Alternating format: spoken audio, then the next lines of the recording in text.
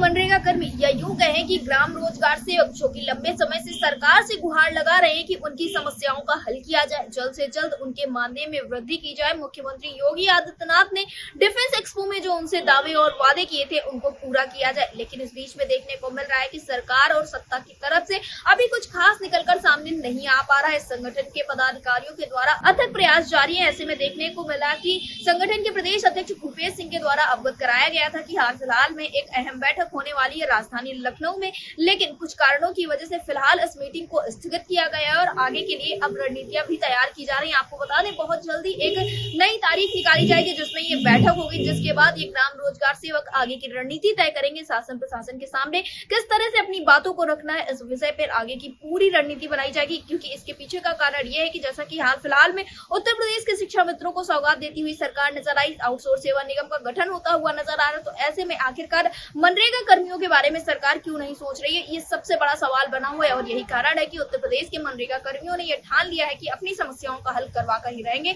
और इसी वजह से भूपेश सिंह जो कि प्रदेश अध्यक्ष संगठन के, उनके द्वारा तमाम तरह की रणनीतियां बनाई जाने की तैयारियां भी की जा रही। फिलहाल उन्होंने इस विषय पर ज्यादा जानकारी देते हुए क्या कुछ कहा है, आप भी सुनिए। भूपेश जी, आपका हमारे चैनल अटल टीवी पे बहुत बहुत स्वागत है।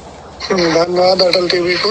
भूपेश जी, जैसा कि लगातार आप लोगों के द्वारा संघर्ष किया जा रहा है और ऐसे में देखने को मिला था कि आप लोगों के द्वारा एक अहम बैठक 13 तारीख को होनी थी, तो मैं जानना चाहूंगी उस बैठक को लेकर क्या कुछ चीजें हुई हैं, क्या बैठक स्थगित हो गई या कुछ और नई तरह की रणनीतियां बनाई जा रही हैं?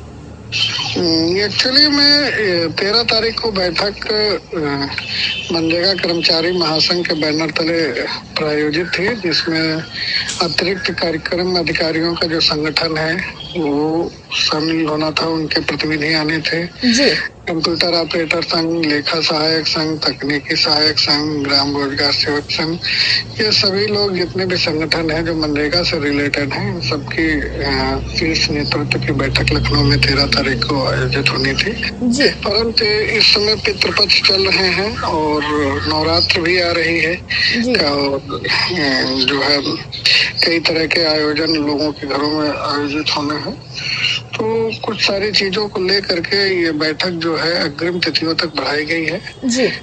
एक सप्ताह बाद जो है 2-3 दिन में डेट क्लियर हो जाएगी, उसके बाद हम लोग बैठक करेंगे और अग्रिम रणनीति तैयार करेंगे। जी भूपेश जी, मैं आपसे जानना चाहूंगी क्या इस दौरान आपकी किसी से मुलाकात हुई हो इस विषय पर, जिससे कि ये जो मनरेगा कर्मी है इनके मानदेय संबंधित कोई बातचीत किसी बड़े अधिकारी या नेता मंत्री से हुई हो?